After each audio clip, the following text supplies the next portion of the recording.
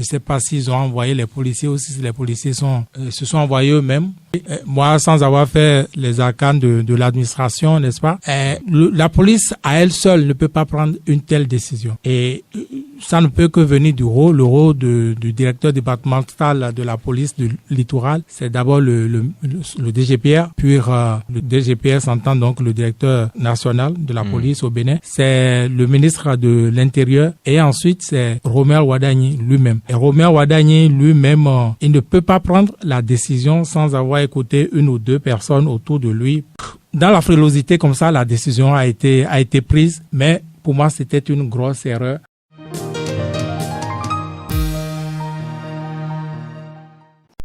Bonjour à toutes, bonjour à tous. Une rencontre organisée par l'Alliance pour la patrie et le panafricanisme avec le député de la CEDEAO, Guy Marius Sagna, a été empêchée à la dernière minute par la police républicaine à la Bourse du Travail de Cotonou. L'opération était dirigée par le directeur départemental de la police lui-même et se serait prolongée par une intervention au siège du Parti communiste du Bénin. Les jours sont passés et jusque-là, aucune explication officielle n'est venue du gouvernement ou des autorités policières pour venir éclairer les lanternes. Vigile Rancé, est-ce que ce n'est justement pas mauvais pour le Bénin, son image, de voir des députés de la sous-région qui viennent rencontrer de pareilles situations, qui ne peuvent même pas organiser des activités publiques ici au Bénin? Cela va de soi que c'est très mauvais pour l'image du pays et particulièrement pour l'image de Romer Wadagni, le nouveau chef de l'État du Bénin. Parce que c'est vrai que à l'international, ceux qui ne suivent pas l'actualité béninoise au quotidien estiment que ça va et que le départ de Patrice Talon, n'est-ce pas, et l'alternance avec Romer Wadagni est un signe que ça va, n'est-ce pas. Et ceux qui font plus attention, savent que, eh bien, sur le plan des libertés surtout, eh bien, ça ne va pas, les libertés publiques. Ils savent, eh bien, que les prisonniers politiques sont en prison, que des exilés sont à l'extérieur, etc., etc. Tous, n'est-ce pas, observent le Bénin, observent, disons, la nouvelle tendance. Est-ce que Romer Wadagni va rester dans la tendance de Patrice Talon, c'est-à-dire continuer ce que je viens de citer, le tableau que je viens de peindre tantôt, ou alors il va se situer dans, comme l'a dit l'autre, la logique de la rupture. Et quand on est plutôt dans cette attente, dans ces questionnements-là, et que, eh bien, comme l'une des premières actualités qu'on a, c'est, eh bien, empêcher un député, une personnalité régionale, de surcroît quelqu'un de la trempe, Guy Marius Sagna, qui à lui seul est déjà, disons, un effet de communication, n'est-ce pas? Et après avoir attendu, n'est-ce pas, que, eh bien, cela soit annoncé, n'est-ce pas, que cela soit annoncé, publié sur les réseaux sociaux et qu'on attende quelques heures de cette conférence-là pour envoyer des policiers. Je ne sais pas s'ils ont envoyé les policiers ou si les policiers se sont envoyés eux-mêmes. On va y revenir tout à l'heure. Ils l'ont précisé quand on a posé la question à André Dalokonon, qui est le directeur départemental de la police républicaine à Cotonou. On lui a posé la question. Il était en tête de la délégation. Il dit que l'ordre est venu d'en haut. Voilà, l'ordre est venu d'en haut. Et surtout pour ces gens d'actualité, moi, sans avoir fait les arcanes de l'administration, n'est-ce pas, la police à elle seule ne peut pas prendre une telle décision. Et ça ne peut que venir du rôle du directeur départemental de la police du littoral. C'est d'abord le DGPR, puis le DGPR s'entend donc le directeur national de la police au Bénin. C'est le ministre de l'Intérieur et ensuite c'est Romer Wadagni lui-même. Et Romer Wadagni lui-même,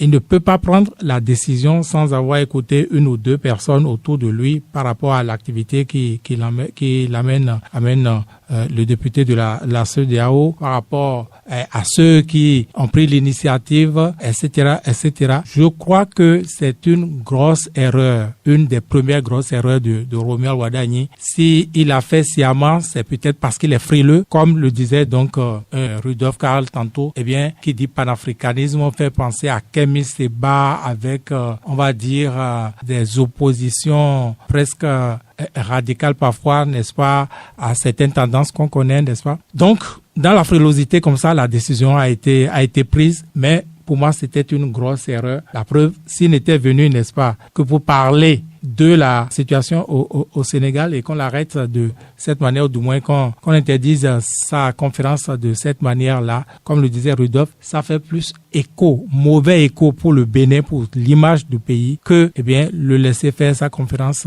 ça n'aurait résolu le problème.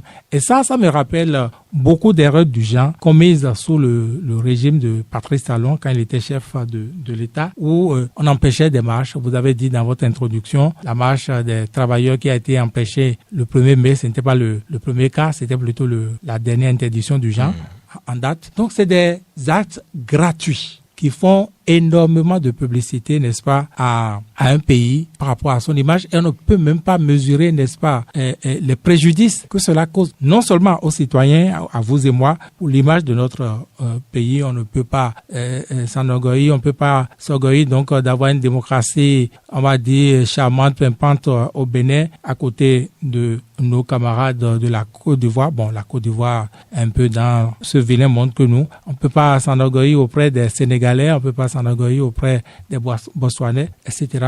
C'est très mauvais. Et ça, c'est au niveau des citoyens, ça. Hein? Les préjudices, parfois même, c'est non quantifiable jusqu'au sommet de l'État. Et je pense que Roméo Wadagni devrait pouvoir prendre conscience et savoir que ces gens-là, qui le conseille, parce que moi je veux supposer encore que lui-même de son initiative. Oui, même si c'est son initiative, il a donné sa bénédiction, mais il a dû consulter les gens, n'est-ce pas? Que faut-il faire? Ou alors c'est son initiative via quelqu'un d'autre, comme on est habitué désormais au Bénin à le penser. C'est quelqu'un d'autre qui lui a dit vas-y, fais-le, ne permet pas, je suis en train de dire. Est-ce qu'on était obligé? Parce que c'est ce que je dis. Une rencontre tout à fait naturelle.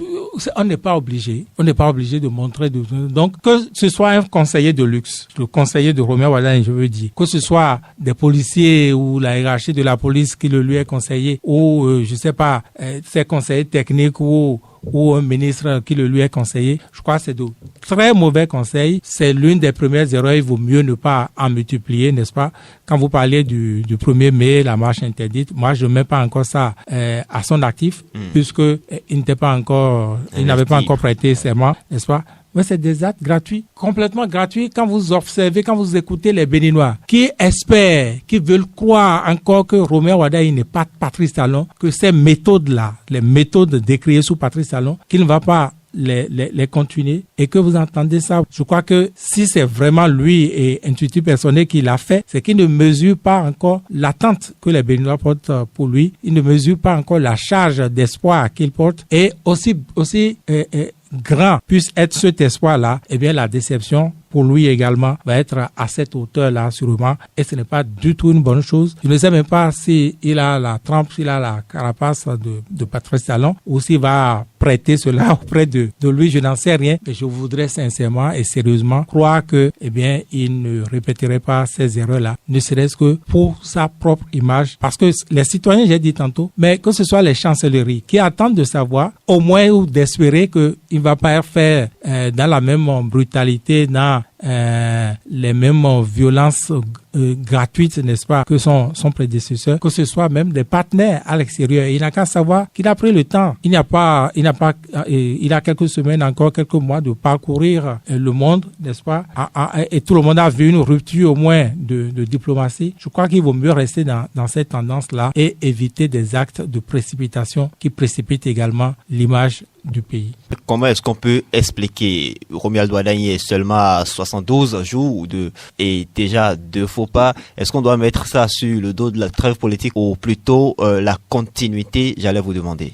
Bon, ce serait trop facile d'estimer, comme le disait Rudolph, qu'il observe, n'est-ce pas, que c'est le temps de prendre ses marques. Parce que, pour les observateurs, ils ne voient pas ça. Les observateurs, notamment à l'extérieur, on ne voit pas ça. On voit Roméo Wadagni qui a parcouru la sous-région dernièrement, n'est-ce pas? Roméo Wadagni qui a donné l'impression d'un autre Bénin, n'est-ce pas, dans l'écosystème de la sous-région. C'est le même qu'on voit désormais à travers ces genres d'actes. Et puis, on ne nous a pas dit, n'est-ce pas, qu'il est arrivé un autre communiqué ou je ne sais pas quoi pour contredire la police ou contredire ce qui aurait, n'est-ce pas?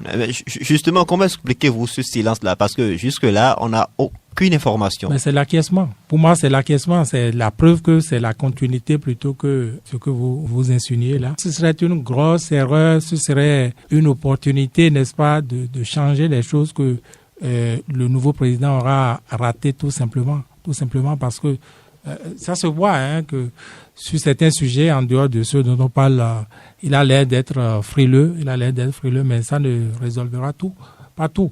Et le Bénin n'a qu'un seul président, qu'on le veuille ou non, que quelqu'un ait gentiment ou non cédé sa place. Eh bien, celui qui est là, celui que les Béninois connaissent, celui que la communauté internationale connaît, c'est Romuald Wadagni. Donc, il va falloir ou être président ou, n'est-ce pas, passer pour ce que je ne veux pas appeler, n'est-ce pas. Donc, je crois qu'il y a quelque chose à faire et les Béninois également certainement attendent de se faire leur opinion à travers ces genres d'actes. Ça fait 1, ça fait 2 et certainement ils ont le compteur et puis ils font le décompte.